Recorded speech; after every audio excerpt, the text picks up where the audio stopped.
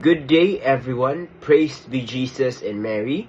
We are the group 5, and today we're going to discuss about Jainism. Jainism is one of the oldest religions in the world, which originated in India in around 6th century BCE. Jainism emphasizes a life or a path of non-violence, truth, and self-discipline as the way to achieve the liberation of the soul. Furthermore, Jainism was regarded as one of the most peaceful religions in the world. Its monks are famous worldwide for strict adherence to non-violence, going as far as to sweep the floor as they walk in order to avoid life forms, in order to avoid harming them, and in order to avoid hurting those life forms. Also, they cover their mouths as to not swallow or breathe hot air on living creatures, and following a strict adherence to a vegetarian diet that bans all meat and fish. To furthermore discuss about Jainism and to provide a brief background of Jainism, Jainism is an ancient Indian religion that places a strong emphasis on truth, spiritual purity, and non-violence. Mahavira, which is their founder, is the 24th and the final Tirthankara. Tirthankara is a spiritual teacher. Spiritual teacher in the sense that they guide and they are the ones that has achieved perfect knowledge and liberations. They help people cross the cycle of birth and death, and the word Tirthankara actually means ford maker, like someone who creates a safe path across the river of life's suffering. So these individuals are people that actually help when it comes to liberating the soul and crossing the cycle of life and death. Now, again, Tirthankara is credited with reforming it. It was established in the 6th century BCE. It is a non-theistic religion, meaning it does not focus on a creator God, but rather on the individual soul's path to liberation. It teaches that every living being has a soul and that all souls are equal. Now we move on to the founder of Jainism.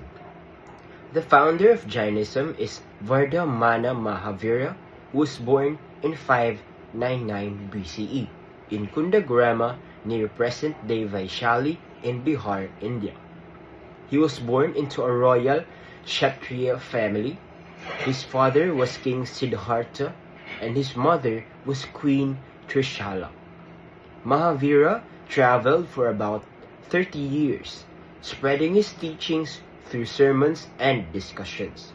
He then taught the 5 great vows of Jainism.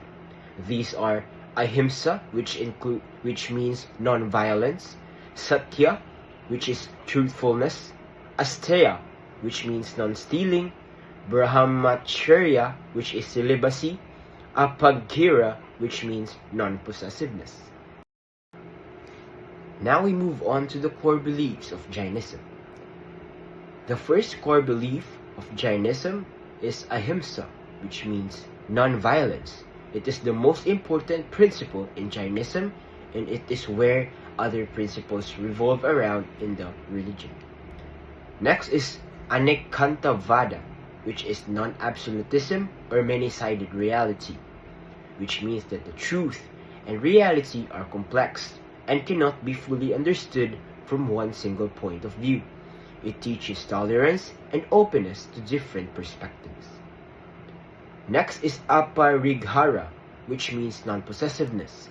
It focuses on the detachment from material and emotional possessions, encouraging a simple life free from greed and attachment. Next principle is the karma and rebirth. Karma is the subtle matter that binds to the soul due to actions, thoughts, and words. Next is liberation or moksha. It is the ultimate goal. The ultimate goal is to liberate the soul from the cycle of birth and rebirth, which is the samsara. for the next part is I will be discussing the wisdom in Jainism. So, wisdom in Jainism teaches that true wisdom is the path of spiritual liberation and inner peace. It emphasizes self-discipline, compassion, and respect for all form of life. The wisdom of Jainism lies in living a life of non-violence, truth, and detachment. While recognizing the reality can be understood from many perspectives through the practice of right faith, right knowledge, and right conduct, one can purify the soul and ultimately achieve liberation or the moksha. Next part is I will be discussing the three different jewels of the wisdom sa Jainism. So we have the Ratnatarya, or the three jewels. So, natay right faith, right knowledge, and right conduct. So, we will start discussing the right faith or the Samyak Darshan, seeing truth and reality clearly.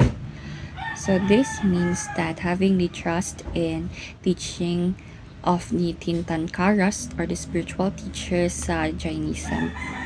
And then this also means that seeing reality clearly and having the right attitude towards life. And then also for the last part sa iyaha meaning ani is without the right faith and conduct cannot be properly applied. So, if wala daw kuno ang right faith and ang knowledge sa right faith, wala po daw tay conduct nga pwede na to i-apply or wala po sila conduct nga ilahang ma-apply properly. So, next one is the right knowledge or the Samyak Hanan. This means that understanding the world without doubt and error.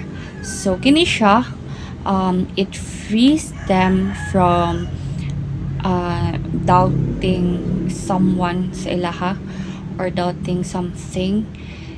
If even though they have the knowledge, they must be free from doubt and error and also from misinterpretation. Kini po siya ang second na to, which is the right knowledge. It also gives them the direction that they needed padulong sa faith, and it also serves as a guide to the conduct. And then for the third one, we have the right conduct or kung sa ilaha pa samyak charitra. Then this means that living a disciplined and ethical life, living according to Jain ethical principles or the non-violence, truth, and simplicity. This also practice self-discipline and controlling desires. And then, kini pong third na to nga jewel is it is a practical application of faith and knowledge in daily life. Move on to the core teachings. So, kining core teachings na to na mention na ni siya kaganina sa first part sa reporting, which is the ahimsa or the non-violence, which means avoid harm to any living being through thoughts, words, and actions. The satya or the truthfulness, always speak and live truthfully. Aparigraha or the non-possessiveness, which means detachment from material wealth and desires. And then anikantavada, or it means many-sided reality. Accepting the truth can be seen from different perspectives. So, kining core teaching sa Jainism, no, it is very self-explanatory man. Some of this pod kay gakahitabo pod sa ato kining ahimsa or the non-violence, kining aparigraha, kining many-sided reality, kini sila gakahitabo pod ni sila sa atua or napod ni sila sa atuang core teaching. So, now we move on to the wisdom in practice. So, napugit kihapon tayo tulo, show compassion to all beings or the vegetarianism, environmental care, practice self-control and meditation for inner peace, live a simple life free from greed and attachment, development tolerance and respect for different beliefs. And then lastly, we have the goals of Jain wisdom. So kini pod na mention pod ni siya kaganina sa early nga start sa reporting, the liberation moksha or the freedom of soul from this cycle of birth and death, and then attained by purifying the soul through discipline, knowledge, and non-violence. So now I'll be discussing the Jain's worship. So as you can see on the image now, it is an example of a giant's temple. So giant's temple or the Derasar or Basadi, it is a beautiful and peaceful places where people can meditate in silence, offer flowers or food to Tirthankara statues, and reflect on their own spiritual path. So inside the giant temple, you will notice that it is very peaceful and clean. Inside there are statues of a Tirthankaras in meditative postures. They are not worshipped as gods, but respected as enlightened teachers and role models. Sacred symbols are also found, such as the swastika. This is an ancient symbol that shows the four possible states of birth: the heaven, human, animal or plant, and hell. The hand with a wheel. This is the Himsa symbol reminding people to stop harming any living being. Also, we can see here the lotus, a symbol of purity of the soul. The Om, a spiritual sound that represents the five supreme beings known as the Pancha Parameshti, the Arihants, Siddhas, Acharyas, Upadhyayas, and the Sadhus. Jain worship is more about self-purification and discipline rather than asking for favors. Some common practices include: first is the puja. Puja is the offering of devotion to the statues of Tirthankara, sila mga teacher. Offering may include rice, fruits, flowers, incense, and sandalwood paste.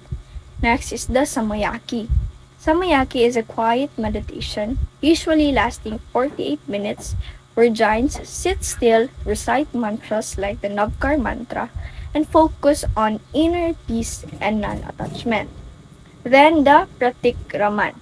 It is a ritual of self-reflection and repentance, where giants review their actions and ask forgiveness. They often say, Mitsami Dukadam, meaning may all the harm done be forgiven. Jain worship is not about asking, but about becoming, living in peace, forgiveness, and non-violence. As Mahavir said, kill not, cause no pain. Non-violence is the greatest religion. This reminds us that the truest form of worship is how we treat every living being with kindness.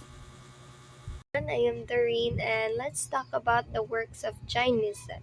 So let's start with their major festivals. So first, the Paryushana. So it is a time to forgive others, fast, and purify their souls. So it happens usually at August or September, but it varies now in different sectors of Jainism. So it usually lasts for 8 days for Swetambar Jains and 10 days for Digambar Jains. So the next festival is the Mahavir Jayanti. So it is the celebration of Mahavira's birth, the 24th and the 3rd Tankara. So it happens usually at the month of April or March, 13th day of Chaitra month in the Jain's calendar. So the third festival is the Diwali festival or the Jain's Diwali. So it usually happens at October or November. So the Jains celebrate this now as the mark of the nirvana of Lord Mahavira in 527 BCE. So unlike the Hindu Diwali that celebrates the return of Lord Rama, Jain Diwali is a solemn spiritual festival. Let's talk about the core practices of the Jains one by one. So let's start with ahimsa or nonviolence. So it is the most fundamental practice now for Jains. So it extends from all living beings, from humans, animals, and even plants. So it also influences their dietary choices. So most of the Jains now are vegans. We also have Satya or truthfulness.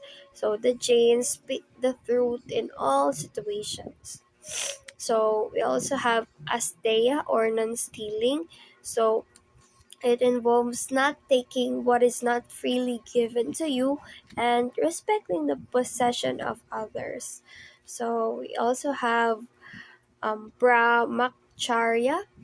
So in our religion, we have nuns no, which practice strict celibacy, but in lay Jains, no, they are encouraged to be faithful to their spouse. Have a parigraha or non-attachment. So Jains aim to detach themselves from material possession and worldly desires. So we also have asceticism. So it is a practice like fasting, self-denial, and meditation. It is usually done not to purify their souls.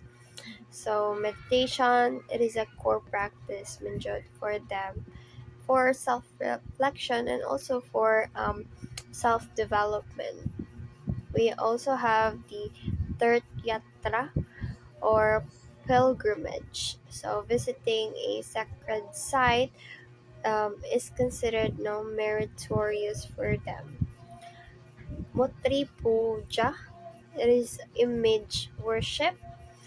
While in Jain's tradition, it emphasizes idol worships, other focus on scriptures and inner reflection. So that would be all for the works. Thank you.